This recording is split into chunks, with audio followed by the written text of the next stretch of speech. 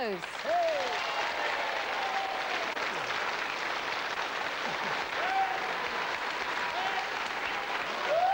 Don't overdo it. Well, must be so nostalgic looking back at that. It's fabulous, isn't it? Really fabulous. Who was that? Gave me quite a kick. Did it? Yes. He gave you quite a kick, did he? Well done. So what is the secret of eternal youth? I mean, obviously you know it. Drugs. Yeah. Yeah. You've got to ask Cliff about that. Yes, I will. Pills. Now, you're here this evening and you're going to perform a few numbers for us, aren't you? We're going to do 4 or 5 fabulous numbers from our fabulous new album. Our new album. What's the first one called? The first one is called No Dancing. Fantastic. I can hardly wait to hear it. Right.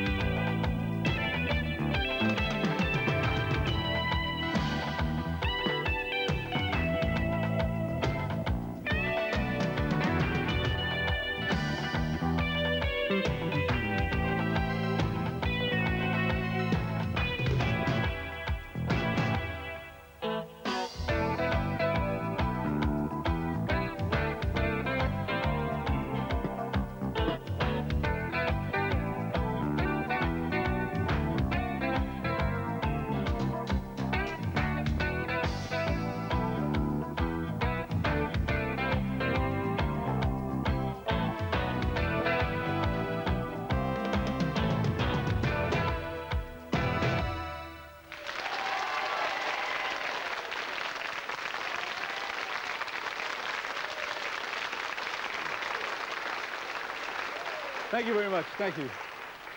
Thank you. Wasn't that fabulous?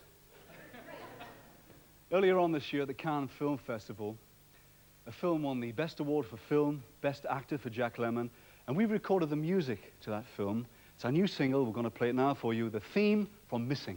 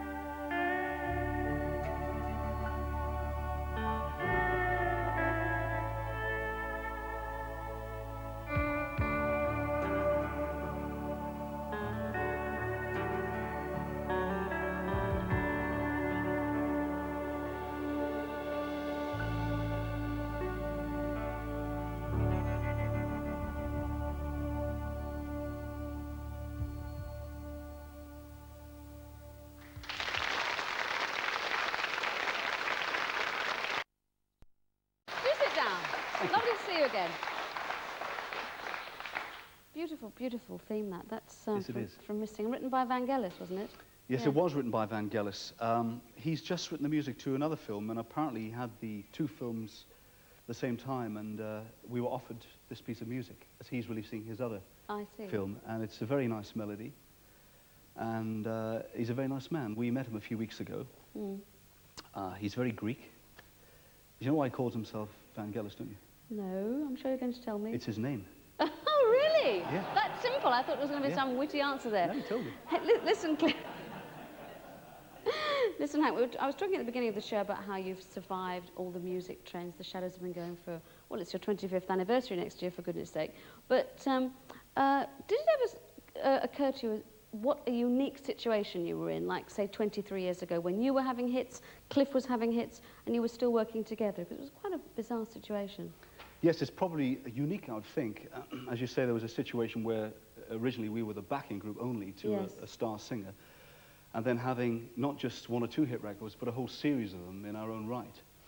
So we had a situation where really we had two very popular acts, or rock acts, whatever you want to call them, working together a lot of the time. So you had two really on a show for the price of one. It was unique, but I don't think we realized how unique it was then. It's, looking back now, I don't think it's ever been done before.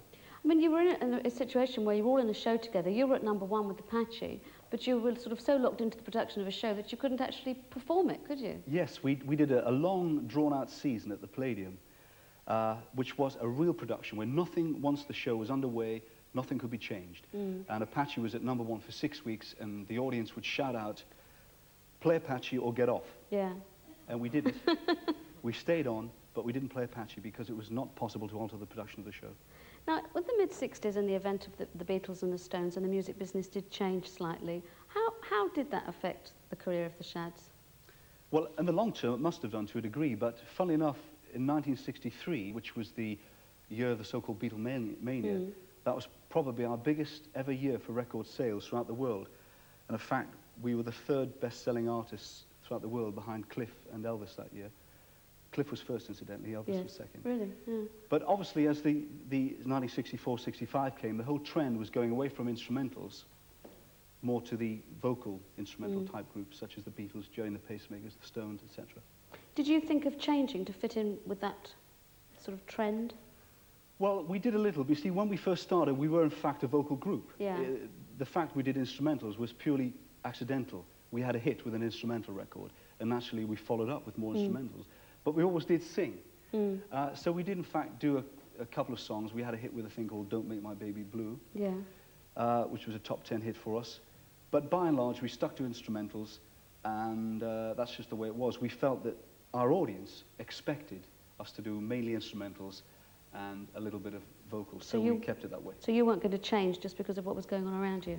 Well, we tried to sort of, we did a thing, for instance, called The Rise and Fall of Flingle Bunt, which was instrumental, but captured some of the more earthy feel of the 1964, when there were bands like the Stones and the Pretty Things who were into that rhythm and blues style music. They'd kind of used the rhythm and blues basis in a pop setting. And so we just used a bit of meat in that, the 12-bar situation. Now, your influence on the music business is considerable. I mean, music books say it's just, you just can't overestimate how many people have been influenced by you. Oh, absolutely. Who influenced you? Oh, you just can't estimate the number of people who influenced me, for a start. Guitar players, obviously, like James Burton, who used to play on all the old Ricky Nelson hits. Scotty Moore on the early Presley hits. Buddy Holly, Chet Atkins to a degree. A guy called Cliff Gallup, who played on the first few Gene Vincent records. And those guys had a style of playing which was really a combination of country and western, a little bit of blues thrown in, and rock and roll. And it was a very distinctive sound and style, and that was what really attracted Bruce and I to rock and roll in the late 50s. That guitar sound, that twanging guitar sound. And that's what I used to try to emulate. And I really failed dismally and came up with a style which was a kind of hybrid of them all. I don't think you felt dismally at all. Well, it failed in the point of view that I tried to copy and couldn't exactly copy them in the way I would like to have done. Yeah. So instead of becoming a copy, which Yes, was I my understand aim, what you're saying. I ended up just being a with mixture your of everybody. your own thing. Yeah. You've seen so many musical trends come and go. What's sort of the music that's around today? What do you like? I think there's a lot of good stuff around. I like the Police very much. Mm. I think they made some excellent records. I like the whole feel of their music and the approach, the rhythms they get. I think that's really tremendous. And 1,000 other groups whose names escape me at the moment. Women actually seem to be figuring quite well in the charts at the moment. Fortunately, yes, because I think far too long men have had it all their own way. This is true. And now we men are overjoyed to see some ladies on top of the pops. Well, thank you for now, because we're actually... Well, you've been sitting down for quite long enough, I think, Hank. It's That time great. you got up I've and did a enjoyed bit of this. Vocalising yourself in a minute, I think. I think we better. Would you like me to get up and go and do some singing? Yeah, but tell us, this is a song you've written, isn't it, that you're going to be performing? Yes, well, we wrote it as a group. And in fact, Brian's son Warren helped us in the lyrics. He now has a group of his own too. And it's a song from the new album. Yeah. And it's the sort of song that every man likes to sing to his lady. Oh. It's called You Rescue Me. Well, I think we ought to hear this. Okay. Off you go.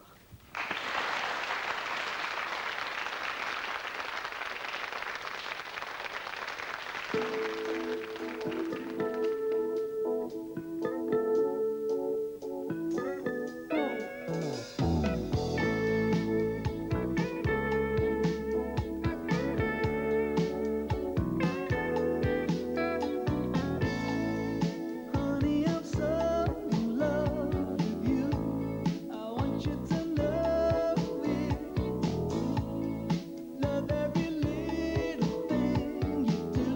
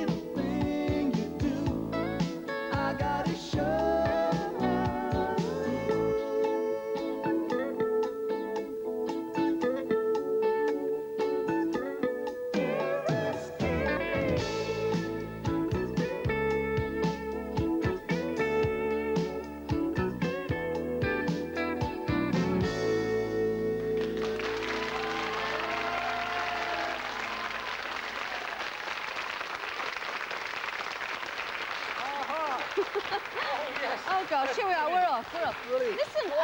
Listen, Bruce. Next year you celebrate 25 years. Don't stop. I'm not In the stopping. music business. This is true. Are there going to be any special concerts or anything of that ilk? I think we'll do some special concerts and possibly some ilk as well. Really? Some ilk. And some more fabulous numbers. Do you think you could possibly do another fabulous number for us this evening? Only if I can change my guitar. What sort of other number do you know that you could possibly do? Oh, sorry, I'll just be sociable and carry along. Okay, carry on. Well, we know a number that goes, all of my love, all of my kissing. You don't know what I've been missing. Rave on! Great. Well, you ready? Yes, you ready for we're this now? Okay, let me just tell you that we'll be bringing you the programme from Ironbridge tomorrow, home of the Industrial Revolution. We'll be bringing together Lord Joe Gormley and Sir Derek Ezra and looking at some of the incredible things that happened during the Industrial Revolution from Ironbridge. But now, I leave you with The Shadows and Oh Boy, thank you. Thank you, Charles.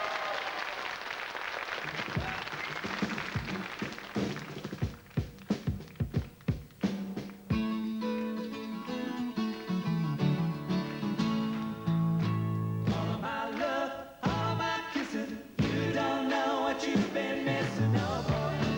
When you're with me, oh boy, the world can see that you were meant for me.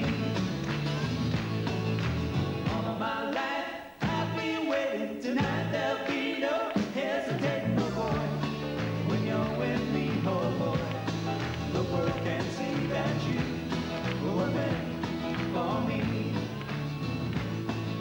Stars appear and the shadows are falling. I can hear my heart calling. A little love that makes everything alright. I'm gonna see my baby tonight. All of my love, all of my kissing. You don't know what you've been missing, oh boy. When you're with me, oh boy, the world can see that you were meant for me.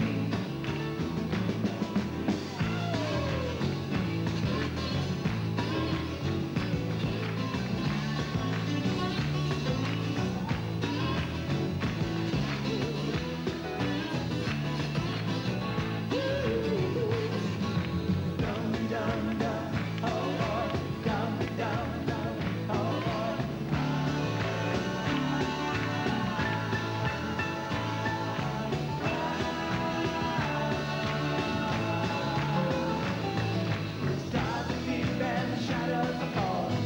I can hear my heart calling. A little love makes everything alright. I'm gonna see my baby tonight.